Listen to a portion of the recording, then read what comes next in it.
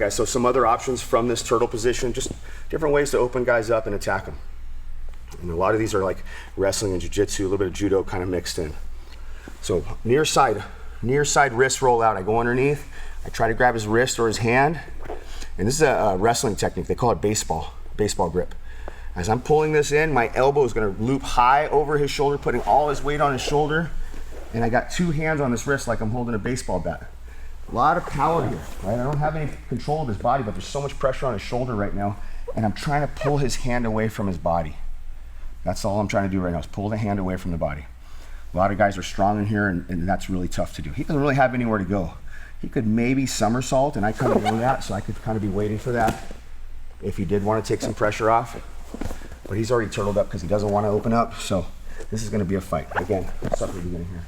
I go near side wrist or hand. My elbow loops over as I try to put a lot of pressure on his shoulder and roll his wrist under. Baseball grip, trying to walk it out. If it walks out, what I'm going to do is I'm going to kind of hop up. My elbow goes on his back as a frame, and I'm just going to pull, and it's going to force him to roll towards me right into that armbar. Easy down on his elbows, grab the wrist, loop my elbow over, putting all my weight on the shoulder, sitting, trying to roll it out. As soon as that hand comes out, I keep a lot of pressure on it. My elbow is going to slide up his back. I step around the outside, and I'm just going to pull it right into my lap. But a lot of times you get here, and I'm trying this, and it's strong. He doesn't let the hand come out. He's got a hold of his belt, his inner thigh, whatever he's found to grip, and I can't get it out. That's realistically going to be tough.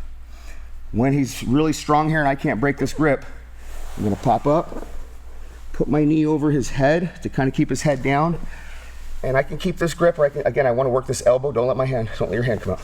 My elbow is going to go on his ribs, and I'm going to scoop at his elbow. I step up, and I'm pulling. I want to tip him over. As I tip him, I'm switching to this KIMURA grip, where I can go arm bar, KIMURA, or I can just thread the needle and be happy with the top position. So again, we're rolling the wrist out. If it comes out, we're going to attack it. If it stays in, we're going to try to attack the base. Going underneath, elbow goes over the shoulder, putting all my weight on it. Trying to walk this hand out, but he doesn't let me. He's a strong guy, not coming out.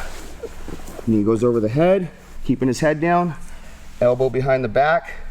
I step up, and I'm using the power from this leg and this elbow right in his ribs. He doesn't like that too much. I tip him, I fall into this KIMURA grip. I can play with KIMURA here, step over, sit back for armbar.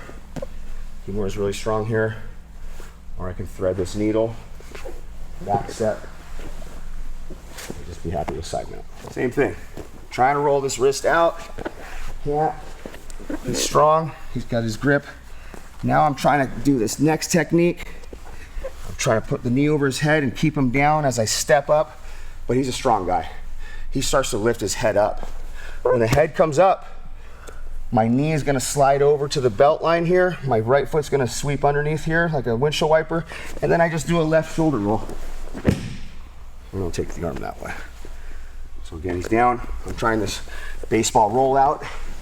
Can't get it. Can't get the hand out. Now I'm going to try to tip his base. He gets his head up. I post. The knee goes over. Right foot swivels underneath so it catches his head when I roll. Open him up and try to armbar, or at least put him on his back. Armbar in one, nope.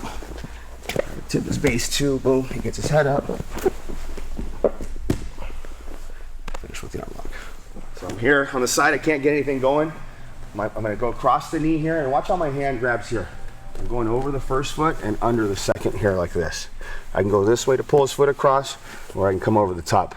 And as I'm driving into him, if his hip breaks here, he's already laced up pretty good. I'll scoop that heel, figure four, and I'll put pressure into his knee and get the knee bar that way. But again, even if I can't, he's got a good base. I'll at least start to pull him on top of me. I'll roll underneath. If he wants to stay on top, go ahead and base out a little bit. I'll line up here, and I'll put that same pressure on the knee. He'll either tap or he'll roll one way or the other, which is what I wanted to begin with anyways. But maybe I come out with something extra as far as the knee bar, or at least start working up the body for control. Here, coming in, here, trying to drive him to his hip, scoop, figure four, hip in, Again, if I can't break that base, I'll scoop pull him on top. And then I'll look to try to hip it, get a tap here by hipping in, or at least giving him enough pressure to where he wants to roll out. Again, I can still maybe finish here, or at least start to work up the body with control. Let's go over a few turtle escapes. Number one, we just want to replace. I'm just going to go near side shoulder roll. As soon as the guy starts to turtle, I'm just going to try to replace. I'm just going to near side shoulder roll and try to just get my guard back. If I catch something, that's great. So a good drill is maybe he does like a stack pass. He goes underneath both legs, passes my guard. Right as he does, I come to my turtle and then I roll back in and try to replace. Maybe he does it again to the other side, passes me, boom, I get up to my turtle, try to get my hips back up, and just try to replace that way. So that's a nice little drill. You should have that. Again, he's got me in a turtle, he's off to the side maybe, he's trying to work some of those attacks. In wrestling, it's a Peterson. I want to hook his wrist, might push into him for a little pressure. When he pushes back, I want to roll. But when I do this roll, I do not want my arm getting caught between his legs. Again, anytime my arms end up between his legs, it's gonna be trouble. He'll be attacking my neck, left hand around the neck high. Yep, this is where it becomes a problem. So if I do my job right, I should be covering the far knee or hip where my arm doesn't get caught in there. And even if he does have that collar, I can unwind. I can pressure into him, step under, and I can come out okay. From the turtle, we have big guys in this class who are really good at it. You gotta go really short with your arms here. They catch this wrist, sleeve, elbow, they get a good grip and catch you over pressuring in. They're gonna wing down, roll, and keep this arm up high and covering the body, pressure in, and then coming out on top in a tough position. And it kind of goes with wrestling again. I try to go Peterson roll, and maybe he sprawls out a little bit. As he sprawls out, I'm just gonna walk out, and I hold his wrist, 2 hands, and I'm putting all my pressure on his shoulder. And if I do this quick enough where he ends up flat, he can't tuck his head under his body, he's probably gonna tap here. Wrestling will just go with like a peek out and go behind. But this is really a strong move. Be careful, you could hurt somebody here. If he does roll, I gotta be prepared for that and ready to follow and cover. Failed Peterson is going to go into a shoulder lock. In wrestling would be like a peek out or a turn in. He gets out to the side, pressuring into me. I'm looking for my Peterson roll. He sprawls out. I just walk underneath, 2 hands on his wrist, putting a lot of pressure on that shoulder right there before I can come out and take the back. Now the other side of it, if he's going clock choke on me, left hand over the shoulder, it's going for that collar choke. He steps out to the side there. First thing I got to do, my right hand is going to take a little pressure off here.